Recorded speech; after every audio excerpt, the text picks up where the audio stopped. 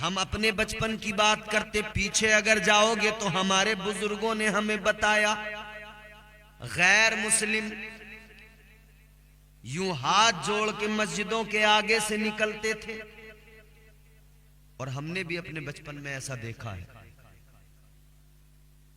ہاتھ جوڑ کر مسجدوں کے آگے سے نکلتے تھے، ہاتھ جوڑ کر درگاہوں پہ آ کر سر جھکاتے تھے۔ آج یہ مسجدوں پہ حملے کرنے لگے، مسجدوں کے سروے کرانے کی جو ہے پٹیشن عدالتوں میں ڈالنے لگے۔ کس نے انہیں اس نوعیت تک، اس حد تک پہنچایا؟ کسی اور نے نہیں، بنام مسلم جو اپنے آپ کو مسلمان کہلاتے ہیں، ہمارا اپنا بن کے دکھاتے ہیں، انہوں نے پہنچایا۔ مسجدوں کے اندر انہوں نے مسجدوں کو، جب مسجدوں کا ادب بالائے طاق کر کے اور مسجدوں کو مسافر خانہ بنایا، تو غیروں نے دیکھا یار ہم تو ہاتھ جوڑ کے نکلتے ہیں، اور یہ تو مسجدوں میں دیکھو تو کھانے بنا رہے ہیں، مسجدوں میں دیکھو تو لوٹ رہے ہیں، مسجدوں میں دیکھو تو دعوتیں اڑا رہے ہیں، مسجدوں میں دیکھو تو پنچایتیں چل رہی ہیں، مسجدوں میں دیکھو تو ہونے لگا ہم تو ادب سے ہاتھ جوڑ کے مسجد کے آگے سے جاتے ہیں، انہوں نے تو مسجد کو مسافر خانہ بنا دیا ہے۔ تو ان کے دلوں سے اگر مسجدوں کا ادب نکلا ہے تو ذمہ دار وہ لوگ ہیں جنہوں نے مسجدوں کو مسافر خانہ بنایا۔ آج اگر کسی نے ہمت کی، کسی ایک نے نہیں، کتنوں نے ہمت کر لی، آج اگر مسجدوں کی بات آئی سروے کرانے کے لیے، آج لوگوں نے اگر ہمت کی، پہلے تو کسی نے نہیں کی۔ پچھلے 100 سال میں 75-76 سال غالباً آزادی کو ہو گئے، کسی نے یہ جرت نہیں کی تھی نا۔ ایک معاملہ تھا واحد ہندوستان میں، وہ کیا؟ صرف بابری مسجد کا، باقی کسی نے کوئی جرت نہیں کی تھی۔ مگر اب تو دیکھو سلسلہ بند گیا، ایک کے بعد ایک، ایک کے بعد ایک۔ جب ہماری قوم، ہمارے اپنے کہلانے والے مسجدوں کا ادب بھول گئے تو غیروں میں جرت آئی، انہوں نے مسجدوں کے خلاف مقدمے عدالتوں میں ڈالے۔ جب ایک زمانے تک یہ سارے گروپ مل کر، دیوبندی، وہابی، اہل حدیث، سلفی، غیر مقلد، سب کے سب مل کر درگاہوں کے خلاف بولتے رہے، درگاہوں کے خلاف باتیں کرتے رہے، درگاہوں کا رد کرتے رہے، یہ انہوں نے کسی کو نہیں چھوڑا۔ سرکار غریب نواز کی درگاہ کا بھی رد کرنے والے یہی لوگ تو تھے، پڑی مورتی کھڑی مورتی کہنے والے یہی لوگ تھے۔ جب انہوں نے یہ حالات پیدا کیے تو جو ہاتھ جوڑ کے آتا تھا اب اسے لگا کہ ہم یوں ہی ہاتھ جوڑ رہے ہیں، یہ تو مسلمان خود کہہ رہے ہیں یہاں کچھ بھی نہیں ہے۔ کس نے یہ حالات پیدا کیے؟ یہ پورے ملک سے ایک سوال ہے میرا، کیا تم نے سب سے پہلے درگاہوں کی بے عزتی اور بے ادبی شروع نہیں کی تھی؟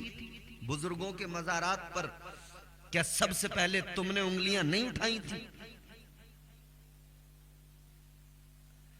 آج ہم دیکھ رہے ہیں پورے ملک کے اندر جو حالات بنے، جو حالات پیدا ہوئے، میں ببانگے دوحل کھل کے کہہ رہا ہوں، یہ حالات پیدا کرنے والے یہی لوگ ہیں جو کل مسجدوں کی بے ادبی کر کے مسجدوں کو مسافر خانہ بنائے ہوئے تھے، اور درگاہوں کی مزارات اولیاء کی بے ادبی کرنے پر ذرا بھی انہیں افسوس اور احساس نہیں ہوتا تھا۔ انہوں نے یہ حالات بنائے اور غیروں کو اس حد تک پہنچایا اور انہیں ابھارنے کا کام کیا ہے کہ آج وہ ہمارے اولیاء کرام کے مزارات کے سروے کرانے چلے ہیں۔ وہ تو اب تک یہی کہتے تھے اللہ والے کا مزار ہے، اب کہہ رہے ہیں یہاں، جب انہوں نے کہا کہ کچھ نہیں ہے، مرنے والا مر گیا، مٹی میں مل گیا، تو انہوں نے کہا ان کا کچھ نہیں ہے، اب ہم اپنا ڈھونڈتے ہیں، اپنا تلاش کرتے ہیں۔ 4 سجدے کر لیے، سجدوں کا پیشانی پہ نشان بنا لیا، بڑے متقی بنے پھرتے ہیں۔ اتنے بڑے تم پرہیزگار ساجد متقی بن گئے کہ اللہ والوں کے خلاف بھونکنے چلے، اللہ والوں کی توہین کرنے چلے، ان کی توہین کرنے چلے ہیں۔ خدا کی قسم کہ ان کے جنازے بھی ان کے قد اور ان کی بلندیوں کا اعلان کرتے رہے۔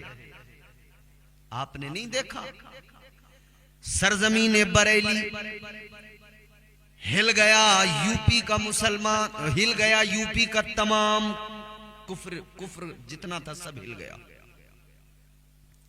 تمام غیر مسلم علاقے کے ہندوستان بھر کے ہل گئے جب مسلمان ایک اللہ کے ولی کے جنازے میں شریک ہوا۔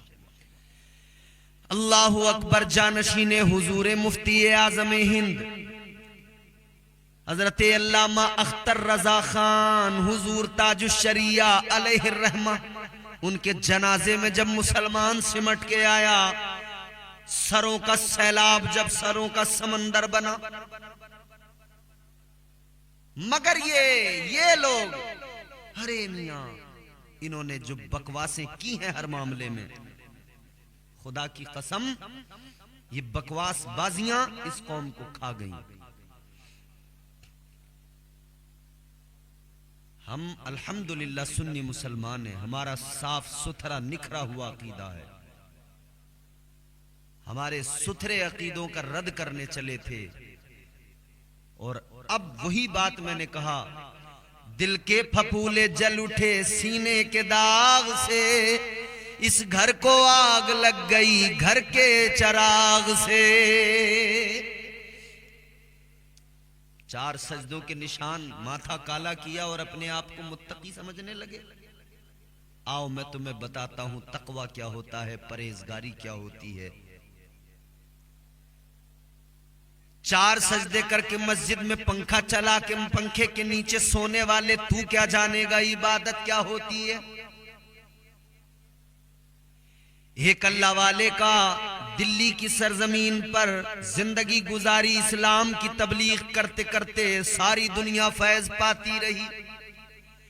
یہی اجمیر معلیٰ کی سرزمین پر جو میرے غریب نواز کا آستانہ ہے، خدا کی قسم میرے غریب نواز جب ظاہری طور پر حیات تھے، میرے غریب نواز کے مرید حضرت خواجہ قطب الدین بختیار کاکی دلی میں غریب نواز کے فیض کو عام کر رہے تھے، اسلام کے پرچم کو بلند کر رہے تھے،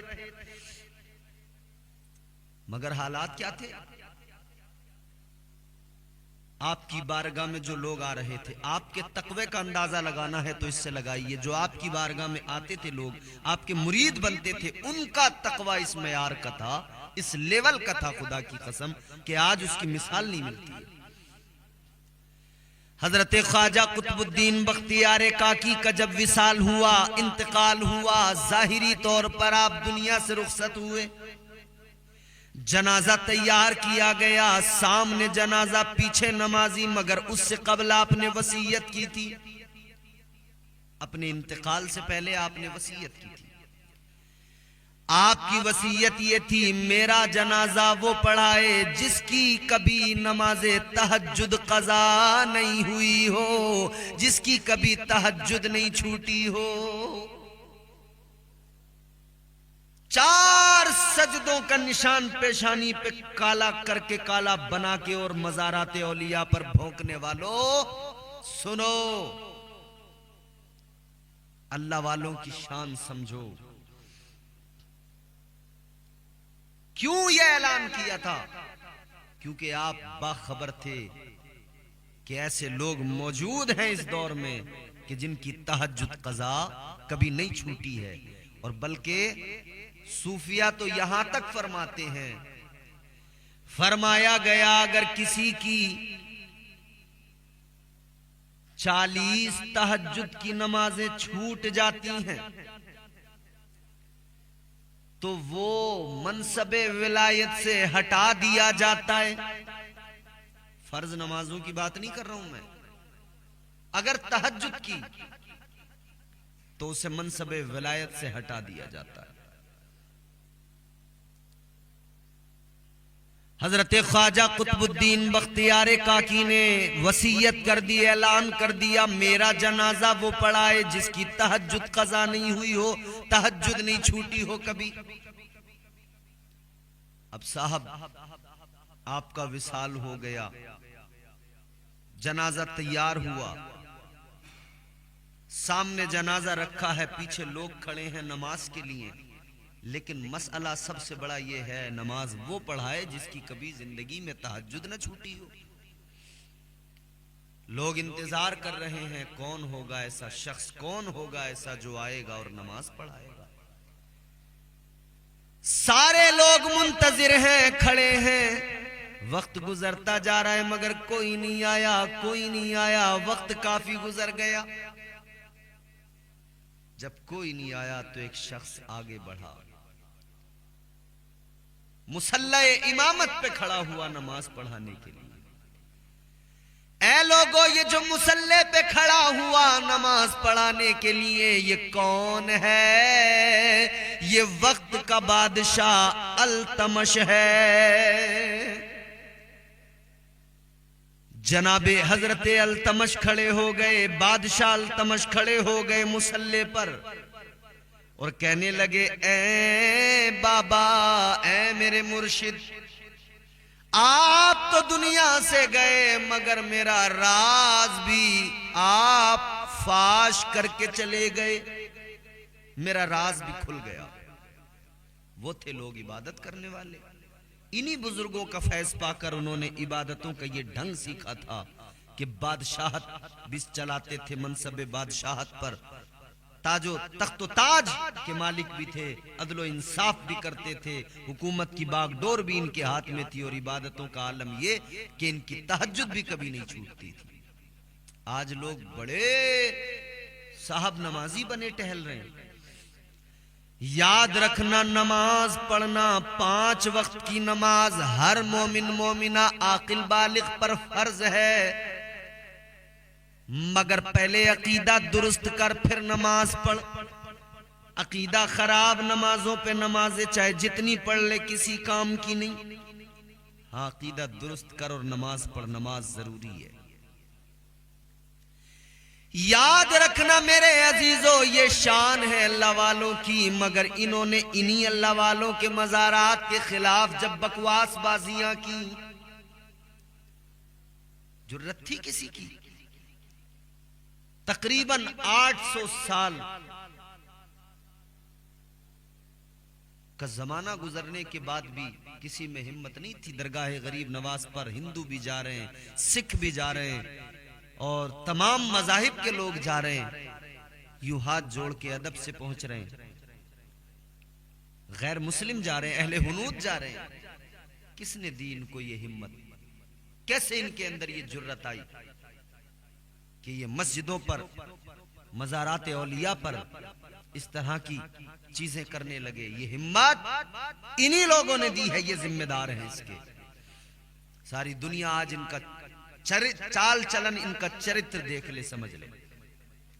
میں تو انہیں بس اتنا پیغام دینا چاہوں گا، میں کچھ نہیں کہتا، بس اتنا ہے، اب تو کم از کم سنبھل جاؤ، اب تو کم از کم سدھر جاؤ، اب تو وقت ہے۔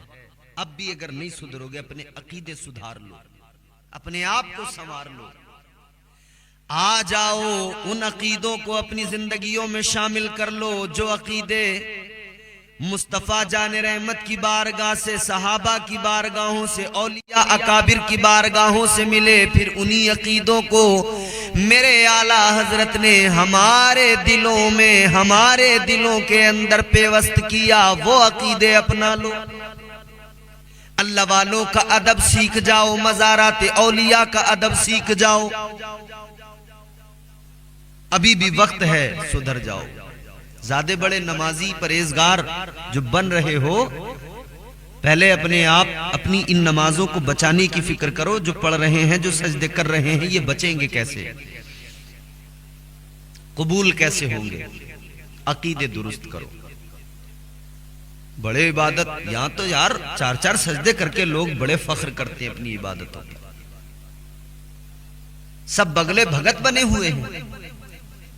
اللہ تعالیٰ نے حضرت موسیٰ علیہ السلام سے، اللہ کے پیغمبر ہیں، جلیل القدر پیغمبر، پروردگار عالم نے فرمایا، اے موسیٰ، اپنے دور کا سب سے بڑا عبادت گزار، سب سے بڑا نیک آدمی تلاش کرو۔ ڈیوٹی کسے دی ہے؟ پیغمبر کو۔ سب سے بڑا نیک پرہیزگار آدمی تلاش کرو. حضرت موسیٰ علیہ السلام تلاش کر رہے ہیں اپنے دور کا سب سے نیک آدمی تلاش کرنے نکلے. تلاش کرتے کرتے آپ اس نتیجے پہ پہنچے. سارے لوگوں پہ جب اس وقت میں نظر ڈالی تو ایک آدمی آپ کی نظروں میں جمع، ایک جچا کہ یہ ہے سب سے بڑا پرہیزگار، سب سے بڑا عبادت گزار. آپ اس کو لائے. اللہ رب العزت کی بارگاہ میں عرض کیا مالک یہ ہے وہ سب سے بڑا نیک آدمی میری نظروں میں اس کو لے کر آیا ہوں. اللہ نے فرمایا اچھا. پروردگار عالم نے فرمایا اے موسیٰ اب ایک کام کرو، اس انسان سے کہو یہ اس دور کا سب سے بڑا گنہگار، سب سے بڑا گنہگار آدمی تلاش کرے. یعنی حضرت موسیٰ علیہ السلام سے تو سب سے نیک آدمی کو تلاش کروایا گیا، اور اب اس نیک آدمی کے لیے کہا کہ اس سے کہو یہ تلاش کرے اس وقت کا سب سے بڑا، اس دور کا سب سے بڑا گنہگار آدمی ڈھونڈ کر لائے. حضرت موسیٰ علیہ السلام نے فرمایا کہ بھئی تمہارا کام یہ ہے، اللہ کا حکم ہے کہ تم ایک ایسا آدمی تلاش کرو جو سب سے بڑا گنہگار ہو. اس نے کہا حضور مجھے 1 ہفتے کا وقت دیجیے. کہا ٹھیک ہے تم تلاش کرو. 1 ہفتے کا وقت دیا گیا. یہ تلاش کرنے نکل پڑا. ادھر ادھر گھومتا رہا، سب جگہ گھومتا رہا. سب سے بڑے گنہگار آدمی کی تلاش میں نکلا ہے. وقت گزرا عزیزو. ایک آدمی تلاش کرنا تھا مگر ادھر وقت گزر رہا ہے. ہفتے بھر کی مہلت مانگ کے آیا تھا. وقت پورا ہوا. اس نے اپنے جسم پر بوسیدہ لباس ڈالا اور حضرت موسیٰ علیہ السلام کی بارگاہ میں پہنچ گیا. حضرت موسیٰ علیہ السلام نے فرمایا کیا ہوا؟ تم نے 6 دن کا وقت مانگا تھا، ہفتے کا 7 دن کا ہفتہ ہوتا ہے. تم نے 1 ہفتے کا وقت مانگا تھا، کیا ہوا؟ لائے تم تلاش کر کے؟ اب اس کا جواب سنو خدا کی قسم. کہنے لگا اے پیغمبر خدا، اے حضرت موسیٰ علیہ السلام، میں نے بہت تلاش کیا، سب جگہ ڈھونڈا. جب جہاں جس کو دیکھا، جس کو بھی قریب سے جانا، سب پہ غور کرتا گیا، مگر دوسروں کو جانتے ہوئے اپنے بارے میں بھی میں سوچتا گیا، اپنے بارے میں بھی میں بہتر جانتا ہوں. کہنے لگا سارا زمانہ گھوم کے دیکھ لیا، ڈھونڈ لیا، سب جگہ ڈھونڈ لیا، مگر میں نے ایک نتیجہ نکالا. اس دور کا، اس وقت کا سب سے بڑا گنہگار آدمی کوئی اور نہیں، میں خود ہوں. میں ہوں سب سے بڑا گنہگار. کہ حضور میں نے سب کو دیکھ لیا. غور کیجئے، وہ بھی لوگ تھے جنہیں اپنی عبادتوں پہ ناز نہیں تھا. وہ اپنے آپ کو کہہ دیتے میں سب سے بڑا گنہگار ہوں. ان کے دل میں خوف خدا تھا. آج ہمارے لوگ 4 سجدے ٹوٹے پھوٹے اور گھمنڈ اتنا کہ کسی کو ہم کچھ نہیں سمجھ رہے، ذرا کسی کی عزت کرنے کو تیار نہیں. تو یاد رہے ہمیں ہمارے بزرگوں سے اور ہمیں ہمارے اسلاف سے جو طریقہ ملا ہے وہ یہ ہے کہ عبادت اس طرح سے کرو کہ تم جانو تمہارا رب جانے. دکھانے کے لیے نہیں کرنا ہے عبادت. ریاکاری عبادت میں نہیں ہونی چاہیے. مگر عجیب تماشا ہے، یہاں تو ریاکاری بہت ہے دنیا میں. بڑا بڑا ریاکار آدمی گھر سے نماز پڑھنے کے لیے نکلے گا، راستے میں کہیں رکے گا، بات 2-4 کرے گا، پھر بڑھے گا آگے. وہ کہیں گے ذرا اور رکو، تو کہے گا نہیں مجھے نماز کو جانا ہے. بتاتا جائے گا راستے میں سب کو۔ یہ اس کا رکنا اس لیے نہیں تھا کہ اسے ان سے کوئی کام تھا یا کوئی ہمدردی تھی، نہیں، بس اس لیے تھا کہ تھوڑا رک کر بس یہ کہہ کے جاؤں گا کہ میں نماز کو جا رہا ہوں، تاکہ انہیں پتہ لگ جائے کہ میں بہت بڑا نمازی ہوں۔ اپنی عبادتوں کو بچاؤ، اپنی عبادتوں کی، اپنی نمازوں کی حفاظت کرو۔ اللہ تعالیٰ ہم پہ کرم فرمائے، ہم بڑے گنہگار ہیں، بڑے نکم ہیں، خدا کی قسم بہت ڈر ہے، بہت ڈر ہے محشر میں کیا ہوگا، قبر میں کیا ہوگا۔ جانتے ہو قبر میں پہنچنا ہے ہمیں، قبروں پر بھونکنے والے لوگ بھی ایک دن خود قبر میں جائیں گے، پھر انہیں پتہ لگے گا قبر کس منزل کا نام ہے۔ میرے آقا نے فرمایا قبر آخرت کی منزلوں میں پہلی منزل کا نام ہے۔ اور سنو، عام انسان کی قبر اور ایک اللہ کے ولی کی قبر، فرق کتنا؟ ادھر قبر بنا دی گئی، مٹی ڈال دی گئی، قبر کے اندر مرنے والے کو لٹا دیا گیا، اوپر سے تختے لگائے، مٹی ڈال دی گئی۔ اب یہ کیسے پتہ لگے کہ کون سی قبر مزار ہے اور کون سی قبر قبر ہے؟ میرے آقا کی ایک حدیث سنو، حدیث کا ٹکڑا۔ میرے آقا نے فرمایا علا ومن مات علا حب آل محمد جعل اللہ لہ قبرہ مزار ملائکۃ الرحمہ۔ آقا فرماتے ہیں جس کے دل میں میری آل کا، اہل بیت کا پیار ہوگا اور وہ اسی پیار کو سینے میں لے کر دنیا سے جائے گا، اللہ اس کی قبر کو قبر نہیں رہنے دے گا، بلکہ اللہ اس کی قبر کو مزار بنا دے گا۔ سرکار غریب نواز کا مزار کسی انسان نے نہیں بنایا، پروردگار نے بنایا ہے۔ کیوں؟ کیونکہ یہ تو اولاد حسین ہیں، اولاد علی ہیں، یہ تو گھرانہ وہی ہے۔ میرے اعلیٰ حضرت فرماتے نا تیری نسل پاک میں ہے بچہ بچہ نور کا، تو ہے عین نور تیرا سب گھرانہ نور کا۔ جو آل کا پیار سینے میں لے کر جائے اللہ تو اس کی قبر کو مزار بنا دیتا ہے۔ تو جو خود نبی کی آل ہے اور جس کو بھیجا ہی مصطفیٰ نے ہے ہندوستان میں، پھر سوچو اس کی قبر کیسے قبر ہوگی۔ وہ تو بدرجہ اولا مزار ہے اور اللہ تعالیٰ کی وہاں پر ہر وقت رحمتیں برس رہی ہیں۔ اور اللہ نے فرمایا، حضور فرماتے ہیں کہ اللہ تعالیٰ وہاں پر رحمت کے فرشتوں کو بھیجتا ہے۔ تو میرے غریب نواز کا وہ آستان ہے، مگر یہ آج کے دکھاوے والے نمازیوں نے مسجدوں میں ڈیرے ڈال ڈال کر مزارات اولیاء پر جو بکواسیں کی ہیں اور جو لوگوں کے ذہن خراب کیے ہیں، عقیدے خراب کیے ہیں، یہ سب سے بڑے ذمہ دار ہیں۔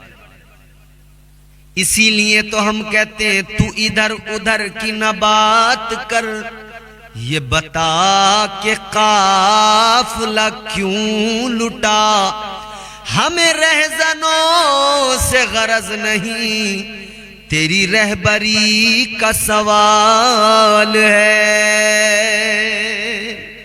اللہ فضل فرمائے اور ان لوگوں کی عقلوں کو درست فرمائے کہ اب بھی وقت ہے، اب بھی یہ سمجھ جائیں اور سنبھل جائیں، اور یہ جو غلط عقیدوں کا پرچار پرسار کر رہے ہیں اس کو بند کریں اور اولیاء کرام کے وفادار بن جائیں۔ انشاءاللہ فیض پائیں گے، ضرور یہاں بھی فیض پائیں گے، اور انشاءاللہ تعالی اولیاء کرام کے صدقے حضور علیہ السلام کا پیار اور حضور کا قرب بھی ملے گا۔ انشاءاللہ دنیا بھی سنور جائے گی، آخرت بھی سنور جائے گی۔